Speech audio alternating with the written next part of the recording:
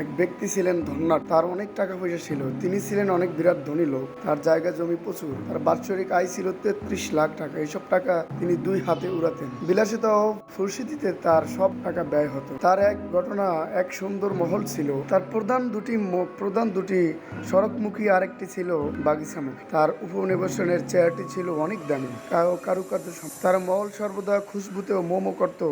ডান পাশে থাকতো বন্ধু বান্ধব, বাম পাশে থাকতো আগত মেহমান, পিছনে থাকতো নির্বাচিত গোলাম, আর সামনের দিকে থাকতো বাদী দল। সকলেই তার কথায় উঠতো বসতো, তার নির্দেশ পালন সবাই ছিল এক পায়ে দাঁড়া। কিন্তু তিনি এরকম এক আল্লাহর অবাধ্য গোলাম ছিল। সে এক সময় হঠাৎ তার কোরআন মধুর তেলাওয়াত সে মসজিদে বয়ে তেলাওয়াত করতেছিল। হঠাৎ তার কানে ভেসে এলো এত সুন্দর মধুর বাণী, কে তেলাওয়াত? সে ওই ব্যক্তি তার প্রজাদেরকে বলল যে ওই ব্যক্তিকে নিয়ে আমার কাছে চলে এসো, যে আমি দেখতে চাই ওই ব্যক্তিকে যে এত সুন্দর তেলাওয়াত করে, এত সুন্দর গানের ধ্বনি তার। সে ওই ব্যক্তিকে নিয়ে আসলো।